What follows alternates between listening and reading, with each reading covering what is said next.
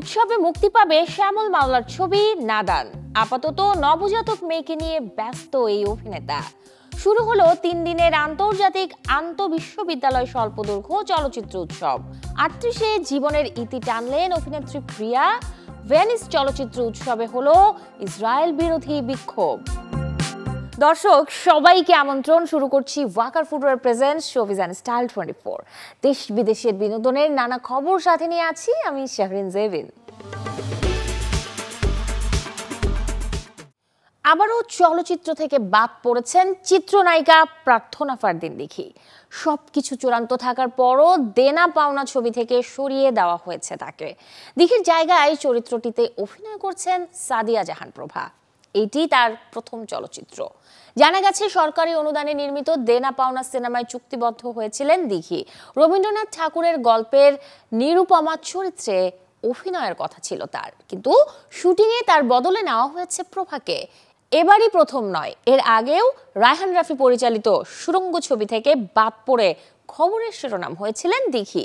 এছাড়াও শুটিংয়ে অংশ নিয়েও বাদ পড়েছেন টগর সিনেমা থেকে। দেনা পাওনা ছবি থেকে দিঘিকে বাদ দেওয়ার কারণ হিসেবে পরিচালক সাদেক সিদ্দিকী বলেন, চুক্তিবদ্ধ হলেও কাজের জন্য তিনি সময় দিতে পারেননি। মুক্তির অপেক্ষায় অভিনেতা শ্যামল মাওলার ছবি নাদান, যে ছবিটি নিয়ে বেশ আশাবাদী তিনি। সিনেমা মুক্তির আগে অভিনেতার ঘরে এসেছে এক কন্যা সন্তান। সব মিলিয়ে সময়টা বেশ ভালো কাটাচ্ছেন শ্যামল। চ্যানেল 24-এর সাথে আলাপচারিতায় সেই গল্পগুলোই করলেন অভিনেতা।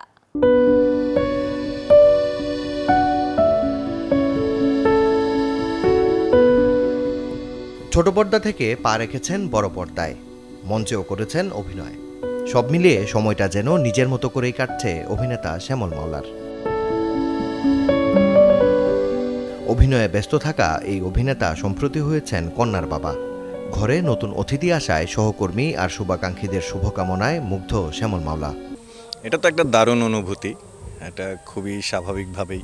তার মধ্যে কন্যা সন্তান যেহেতু, তার মানে অনুভূতি আরও স্পেশাল। সো আমি বেশ হ্যাপি এখন, মানে বেশ খুশিতে আমার দিন কাটছে।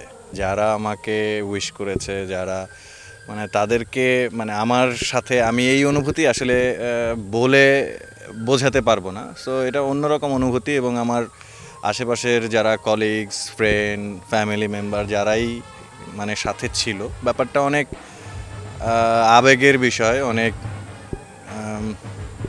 কি বলবো, মানে খুশির বিষয়। সো আমার যাই হোক না কেন এই বিষয় রিলেটেড আমার খুশিই লাগবে। নাদান নামের নতুন এক ছবি নিয়ে আসছেন শ্যামল। জানান, সবকিছু ঠিক থাকলে সামনে কোনো এক উৎসবে প্রেক্ষাগৃহে ভিন্ন লুকে হাজির হবেন তিনি। সিনেমা আমরা রেডি আছি, তো সিনেমা যেহেতু রিলিজ হয়নি, সো এটা নিয়ে আরও কাজ কিভাবে আরও বেটার করা যায় সেই পরিকল্পনা চলছে। আর স্পেশাল কোনো ডে ধরে যদি সিনেমাটা রিলিজ দেওয়া যায় সেই ভাবনাও চলছে পুরো টিমের। তো সেই জায়গা থেকে আমরা চিন্তা করছি যে এমন একটা স্পেশাল ডেতে আমরা আনবো, যে স্পেশাল ডেতে সবাই এমনিতেই ছবিটা দেখতে যাবে। আর সিনেমাটা আমরা চাই সবাইকে দেখাতে, কারণ অনেক কষ্ট এবং অনেক কিছুর বিনিময়ে সিনেমা করেছি, তো সো সিনেমাটা সবাই দেখলে আমাদেরও ভালো লাগবে। বর্তমানে ঘরের নতুন অতিথিকে সময় দেওয়ার পাশাপাশি টিভি নাটক আর ওটিটির কাজে ব্যস্ত শ্যামল মাওলা। মাকসুদুল হক ইমু, চ্যানেল 24, ঢাকা। পর্দা উঠল আন্তর্জাতিক আন্তঃবিশ্ববিদ্যালয় স্বল্পদৈর্ঘ্য চলচ্চিত্র উৎসবের 16তম আসরের। ঢাকা বিশ্ববিদ্যালয় চলচ্চিত্র সংসদের আয়োজনে টিএসসিতে চলছে 3 দিনব্যাপী এই উৎসব।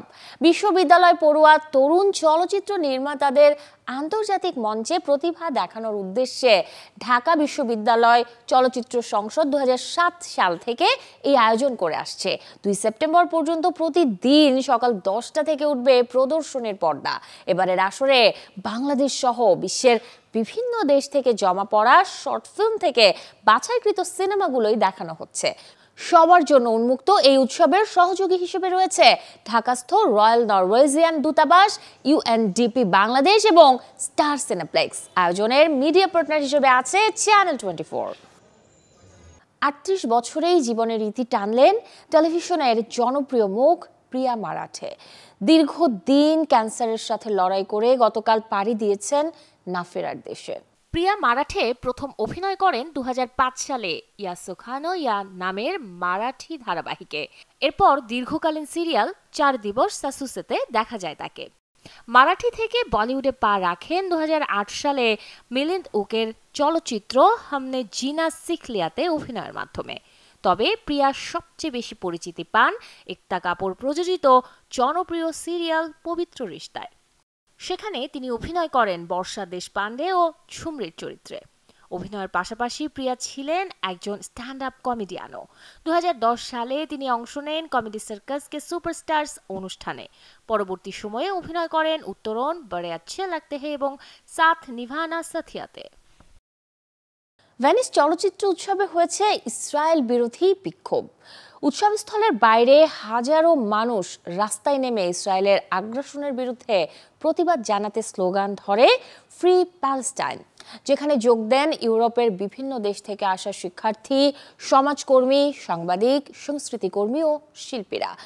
আয়োজকদের ভাষ্য, ভেনিস চলচ্চিত্র উৎসবকে তারা শুধু বিনোদনের উৎসব হিসেবে দেখতে চাননি, গাজায় চলমান গণহত্যার বিরুদ্ধে স্পষ্ট অবস্থান জানানোর ক্ষেত্র হিসেবেই তারা এটিকে ব্যবহার করেছেন।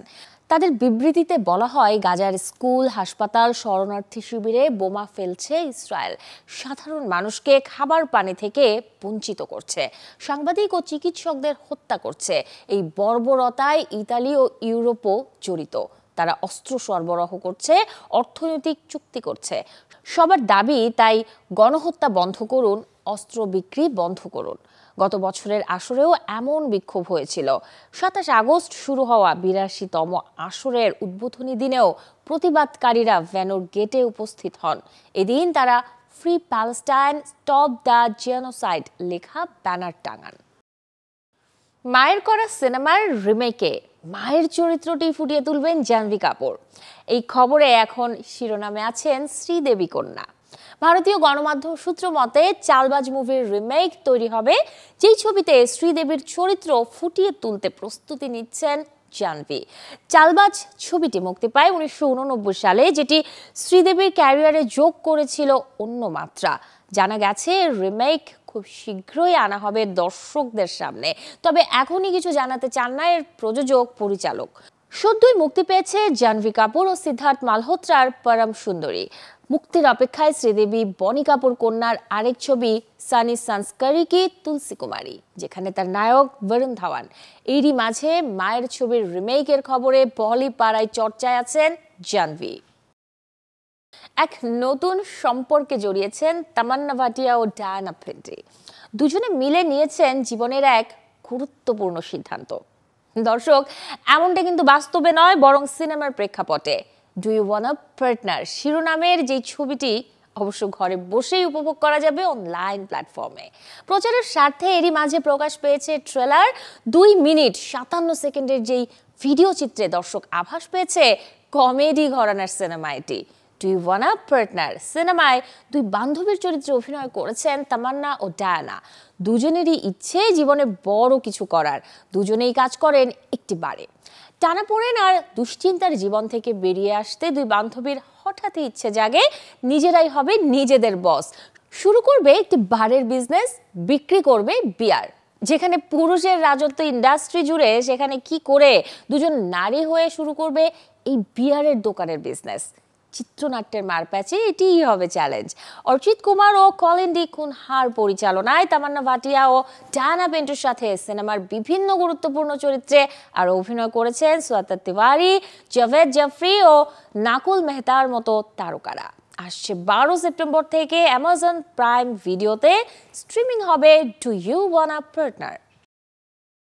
দর্শক, এতক্ষণ ছিলাম বিনোদনের নানা খবরে, এবারে জীবনযাপনের গল্প দেখব, লাইফস্টাইলের কিছু আপডেট। জীবনযাপনের গল্পে আজ আপনাদের জানাবো খাঁটি মধুর খোঁজ। রাজধানীর তেজগাঁওয়ের বিসিক কার্যালয়ে চলছে বিসিক মধুমেলা 2025। 30টির বেশি স্টলে সারা দেশের মৌচাষীরা যেখানে হাজির হয়েছেন নানা ফুলের নানা স্বাদের আসল মধু নিয়ে। 4 সেপ্টেম্বর পর্যন্ত চলা এই মেলা সবার জন্য উন্মুক্ত। বাংলাদেশ ক্ষুদ্র ও কুটির শিল্প কর্পোরেশনের উদ্যোগে তেজগাঁওয়ের বিসিক ভবনে বসেছে মধুর মেলা। ৩০টি স্টলে সাজানো আছে কালোজিরা, লিচু, সরিষা, বাইন সহ নানা রকম মধু। দেশের বিভিন্ন জেলা থেকে আসা মৌ চাষিরা এনেছেন তাদের সংগ্রহ করা মধু। ক্ষুদ্র কুটির শিল্পের আওতাধীন নিবন্ধনকৃত প্রান্তিক মৌচাষী যারা মাঠ পর্যায়ে মধু সংগ্রহ করে, এমন ৩০ জন পার্টিসিপেন্ট এই মেলায় অংশগ্রহণ করেছে। এই মেলাটা মূলত চলবে ৪ তারিখ বৃহস্পতিবার পর্যন্ত। প্রতি বছরের মতো বিসিক এই আয়োজন করেছে দেশের মৌ চাষ সম্পর্কে সবার মাঝে স্বচ্ছ ধারণা ছড়িয়ে দিতে। এই উৎপাদিত মধু প্রক্রিয়াজাতকরণ করা, মান নির্ণয় করা এবং মধু যে বাজারজাতকরণের জন্য যে আমাদের এই কার্যক্রম, তারই একটি অংশ আজকে আপনারা দেখছেন। মধুর রং, স্বাদ আর ঘনত্বের ভিন্নতায় হয় দামের পার্থক্য। প্রত্যেকটা মধুর এক একটা আলাদা আলাদা সিজন থাকে। যেমন কালোজিরার সময় কালোজিরার মধুটা সংগ্রহ করা হয়, লিচুর সময় লিচুটা, সুন্দরবনের সময় সুন্দরবনের। আমরা খুবই কনভিনিয়েন্টভাবে স্যাশেটা তৈরি করেছি, যে এখান থেকে ছিললেই এবং এটাকে ন্যারো করে দেওয়া যেন চুইং করে বেশ আরাম পাওয়া যায়। সুন্দরবনের যে বাইন ফুল হয়, সেই বাইন ফুলের মধুটা আমাদের কাছে আছে। এবং সর্বোপরি হচ্ছে কি, কালোজিরা হচ্ছে একটা মেডিসিনাল প্রোডাক্ট এবং এটা মেডিসিন হিসেবে ইউজ হয়। কালোজিরা ফুলের মধু মেডিসিন হিসেবে আমরা ইউজ করি। এবং খাবারের স্বাদ বৃদ্ধির পাশাপাশি রোগ প্রতিরোধ ক্ষমতা বাড়াতে মধুর জুড়ি নেই। তাই মেলা শুরু থেকেই খাঁটি মধুর স্বাদ ও গুণাগুণ জানতে আগ্রহ দেখা যায় আগতদের মাঝে। মধুর মেলা তো সচরাচর পাওয়া যায় না, তো হঠাৎ করে এরকম মেলা আয়োজন করাতে আমরাও মধু কিনতে পারতেছি। বেশ কয়েকটা মধু কিনলাম। সব থেকে একটু ডিফারেন্ট এটা, আর প্রত্যেকটা স্টল আলাদা আলাদা, সবগুলো স্টলে আলাদা আলাদা মধু পাওয়া যাচ্ছে। ইভেন সব কিছু সুন্দর। ৪ সেপ্টেম্বর পর্যন্ত চলবে বিসিক মধুমেলা ২০২৫। প্রতিদিন সকাল ১০টা থেকে রাত ৮টা পর্যন্ত সবার জন্য উন্মুক্ত এই আয়োজন। শরীফুল হক, চ্যানেল 24, ঢাকা। বাংলাদেশের ই কমার্স খাতের অন্যতম প্ল্যাটফর্ম দারাজ বাংলাদেশ সফলভাবে আয়োজন করেছে সেলার সামিট ২০২৫, যেখানে অংশ নেন ১,০০০-এরও বেশি ব্র্যান্ড ও স্থানীয় বিক্রেতারা। সম্প্রতি বাংলাদেশ চায়না ফ্রেন্ডশিপ কনফারেন্স সেন্টারে আয়োজিত হয় এই সম্মেলন। হ্যাপি সেলিং থিমের ওপর ভিত্তি করে আয়োজিত এই সম্মেলনটি দেশের ই কমার্স খাতের উন্নয়নে বিক্রেতা ও ব্র্যান্ডগুলোর অবদানকে স্বীকৃতি দিয়েছে। পাশাপাশি দারাজ ভবিষ্যৎ উদ্ভাবনী প্রকল্পসমূহ উন্মোচন করে। প্রতিষ্ঠানটি জানায়, বর্তমানে দারাজ ২০০টির বেশি স্থানীয় ও আন্তর্জাতিক ব্র্যান্ডের সঙ্গে কাজ করছে। শিগগিরই এই সংখ্যা ৫০০-তে উন্নীত করার পরিকল্পনা রয়েছে এই প্রতিষ্ঠানটির। এদিন আয়োজনে উপস্থিত ছিলেন দারাজ বাংলাদেশের ব্যবস্থাপনা পরিচালক এবং দারাজ গ্রুপের প্রধান বাণিজ্যিক কর্মকর্তা বেন ই সহ প্রতিষ্ঠানের অন্যান্য কর্মকর্তারাও। বলা হয়, মা হতে গেলে যে ব্যথা একজন নারী সহ্য করেন তা শরীরের প্রায় অর্ধশত হাড় একসাথে ভেঙে যাবার সমান। এমনটা ঘটে প্রাকৃতিকভাবে সন্তান জন্মদানে। তবে বর্তমানে একটা ট্রেন্ড আছে চিকিৎসা বিজ্ঞানে, আর সেটি হচ্ছে প্রায়শই শোনা যায় ব্যথামুক্ত নর্মাল ডেলিভারির খবর। কি বলছেন এই বিষয়ে বিশেষজ্ঞ? দর্শক, জানাবো এবারে তা। মা হওয়ার আনন্দ আসে প্রসব বেদনাকে উতরে, আর এই প্রসব বেদনার ভীতি থেকে প্রসূতি মায়েরা অনেকেই বেছে নেন সিজারিয়ান বা সি সেকশন। অথচ স্বাভাবিক প্রসব ভীষণ জরুরি, কারণ এটি সন্তান জন্ম দেওয়ার সবচেয়ে কার্যকর এবং প্রাকৃতিক উপায়। সিজারে কি হবে? আপনাকে আমি ওষুধটা দিলাম, দেওয়ার পর আপনার সিজার করলাম, ১-১.৫ ঘন্টা পরে আবার কিন্তু ব্যথা আসবে, তখন আবার আমাকে কোনো ওষুধপত্র দিতে হতে পারে। তাহলে আপনি কোনটা চান? সারা বিশ্বে স্বাভাবিক প্রসবকে উৎসাহিত করা হয়, কারণ এতে করে মা খুব দ্রুত সুস্থ হয়ে উঠতে পারে, সাথে কমে অপারেশন পরবর্তী জটিলতা। বর্তমানে প্রসব বেদনা কিছুটা উপশম করার জন্য এসেছে আধুনিক চিকিৎসা পদ্ধতি। আমরা ব্যথা মুক্ত করতে গেলে কিছুই করি না, একটা ওষুধ পিঠের মধ্যে দিয়ে দেই, যে ওষুধটা যতক্ষণ আপনি লেবারে থাকবেন, অর্থাৎ পেটে ব্যথা শুরু থেকে বাচ্চা বের হওয়ার আগ পর্যন্ত ব্যথা মুক্ত রেখে দিবে। বাচ্চা বের হবে, আবার ব্যথা স্বাভাবিক হয়ে যাবে। আপনার ব্যথার মাত্রা ১০০ থেকে নেমে ৯০% ব্যথা চলে যাবে। এটা মোটামুটি আপনাকে নিশ্চিত করা যায়। বিশেষজ্ঞদের মতে অপ্রয়োজনীয় সিজারিয়ান ডেলিভারি প্রতিরোধ করতে স্বাভাবিক প্রসবের সুবিধাগুলো সম্পর্কে জনসচেতনতা বৃদ্ধি করা প্রয়োজন, আর এতে সুরক্ষিত থাকবে গর্ভবতী ও নবজাতক। Desk report, channel 24। বলিউড কিংবা দক্ষিণে ইন্ডাস্ট্রির নায়িকাদের রূপে যেখানে বুঝ সারা বিশ্ব, সেখানে ভারতের ঝুলিতে এসেছে মাত্র 3 বারের মিস ইউনিভার্সের মুকুট। আসছে নভেম্বরেই বসবে বিশ্ব সুন্দরীদের 2025-এর আসর, যেখানে ভারতের হয়ে প্রতিনিধিত্ব করবেন মনিকা বিশ্বকর্মা, যার দিকে তাকিয়ে গোটা ভারতবাসী। কি গুণ আছে এই সুন্দরীর, চলুন জেনে আসি তা। Monica Vishwakarma from Rajasthan with the theme Kamala, the divine bloom of Bharat. বছর 3 হলো পেরিয়েছে টিন এজের কোটা। কাঁধে তার মস্ত বড় দায়িত্ব বিশ্ব মঞ্চে তুলে ধরতে হবে নিজের দেশকে। তিনি মনিকা বিশ্বকর্মা। সদ্যই আয়োজিত ভারতের মিস ইউনিভার্সের মঞ্চে জয় করেছেন মুকুট। পারবেন কি সুস্মিতা সেন, লারা দত্ত আর হারনাজ সান্ধুর মতো সফল হতে? আসছে 21 নভেম্বর আয়োজিত হবে বিশ্ব সুন্দরীদের প্রতিযোগিতা মিস ইউনিভার্স 2025, যেখানে মনিকা বিশ্বকর্মা লড়বেন বিশ্বের সকল দেশের সুন্দরীদের সাথে। কি যোগ্যতা পেলেন তিনি এত বড় দায়িত্ব, এমন প্রশ্ন আছে অনেকেরই মনে। রাজস্থানের শ্রীনগরের বাসিন্দা মনিকা বিশ্বকর্মার বসবাস দিল্লিতে। স্নাতক স্তরের শেষ বর্ষের ছাত্রী, পারদর্শী ধ্রুপদী নৃত্যেও কাজ করেছেন মানুষের চিন্তা শক্তি, সচেতনতা বৃদ্ধি ও অটিজম নিয়ে নিজ উদ্যোগে প্রতিষ্ঠা করেছেন নিউরোনোভা নামের সংস্থাও। এর আগে 2024 সালেও আঞ্চলিক প্রতিযোগিতায় রাজস্থান থেকে জিতেছিলেন মিস ইউনিভার্সের মুকুট। এই বছর সেই মনিকাই ভারতের হয়ে বিশ্ব মঞ্চে করবেন প্রতিনিধিত্ব। 1994-তে মাত্র 18 বছরে প্রথম ভারতের হয়ে মিস ইউনিভার্স মুকুট জয় করেন সুস্মিতা সেন। 2000 সালে 22 বছরের লারা দত্ত এনেছিলেন সে খেতাব। আর 21 বছর বয়সী হারনাজ সবশেষ 2021 সালে ভারতের জন্য আনেন সেই সম্মাননা। এখন দেখার অপেক্ষা 22 বছরের মনিকা বিশ্বকর্মার হাত ধরে ভারত কি পারবে চতুর্থ মিস ইউনিভার্স, নাকি সে খেতাব যাবে অন্য কোনো দেশের সুন্দরীর হাতে? Desk report, channel 24। দর্শক, এবারে নজর দেব স্বাস্থ্য সুরক্ষায়। রোগবালাই থেকে বাঁচতে নিজের শরীরকে রাখতে হবে ফিট। এজন্য বেছে নিতে পারেন এমন সব খাবার যেগুলো শরীরে কাজ করবে প্রাকৃতিক অ্যান্টিবায়োটিক হিসেবে, দূরে থাকবে কঠিন সব অসুখ।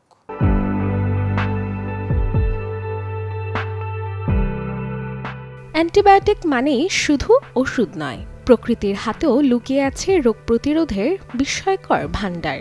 আমাদের চারপাশে এমন কিছু খাবার আছে যা নিঃশব্দে শরীর ভেতরে তৈরি করে প্রাকৃতিক অ্যান্টিবায়োটিক এবং জাগিয়ে তোলে রোগ প্রতিরোধ ক্ষমতা আর দেয় সুস্থতার সুরক্ষা। আধুনিক চিকিৎসা শাস্ত্র বলছে প্রকৃতির অনেক খাবারই রয়েছে এমন উপাদান যা শরীরের ভেতরে গড়ে তোলে অ্যান্টিবায়োটিক্সের মতো প্রতিরোধ ব্যবস্থা। এর মধ্যে প্রথমেই রয়েছে রসুন। এটি একটি সুপারফুড হিসেবেই পরিচিত। এতে অ্যান্টিভাইরাল, অ্যান্টিফাঙ্গাল এবং অ্যান্টিমাইক্রোবায়াল উপাদান থাকায় শত শত বছর ধরে এটি বিশ্বের বিভিন্ন জায়গায় প্রাকৃতিক অ্যান্টিবায়োটিক হিসেবে কাজ করে। এরপর হলো আদা। এটিও প্রাকৃতিক অ্যান্টিবায়োটিকের কাজ করে। আদা ক্যান্সারের ঝুঁকি এবং নানা ধরনের হজমজনিত জটিলতা কমায়। এই তালিকায় থাকা আরও একটি খাবার হলো হলুদ, যার গুণাগুণ রয়েছে অগণিত। হলুদে উপস্থিতি কার্কুমিনকে প্রাকৃতিক অ্যান্টিবায়োটিক বলা হয়, কারণ কার্কুমিনে শরীরে উপকারী শক্তিশালী অ্যান্টিঅক্সিডেন্ট এবং অ্যান্টি ইনফ্ল্যামেটরি বৈশিষ্ট্য রয়েছে। এটি ফ্রি র্যাডিক্যালগুলোর দ্বারা সৃষ্টি ক্ষতি থেকে শরীরকে রক্ষা করে। হলুদ ব্রেনস্টেম উন্নত করতে এবং গায়ে ব্যথা কমাতেও সহায়তা করে। আয়ুর্বেদিক এবং চীনা চিকিৎসা অনুযায়ী হলুদের অ্যান্টিবায়োটিক উপাদান ব্যাকটেরিয়া ধ্বংস করতেও সাহায্য করে, এমনকি ক্ষতস্থান সারাতেও হলুদ বেশ কার্যকরী। অন্যদিকে আরেকটি অ্যান্টিবায়োটিক হলো মধু, যা কিনা একটি ঘরোয়া অ্যান্টিবায়োটিক হিসেবেও পরিচিত। বেশিরভাগ অ্যান্টিবায়োটিক ওষুধ তৈরিতে মধু ব্যবহার করা হয়। এর অ্যান্টিমাইক্রোবিয়াল এবং অ্যান্টিসেপটিক উপাদান বিভিন্ন ধরনের সংক্রমণের বিরুদ্ধে লড়াই করে, এমনকি মধু ব্যাকটেরিয়ার বিকাশও প্রতিরোধ করে। Desk report, channel 24। এই ছিল আজকের Walker footwear presents showbiz and style 24 এর আয়োজনে। বিনোদন ও লাইফস্টাইলের সব খবর জানতে ভিজিট করুন আমাদের ফেসবুক পেজ এবং ইউটিউব চ্যানেলে। কাল ঠিক একই সময়ে আবারও দেখা হবে। সেই পর্যন্ত সবাই ভালো থাকুন, সুস্থ থাকুন, আর দর্শক অবশ্যই চ্যানেল 24 এর সাথেই থাকুন।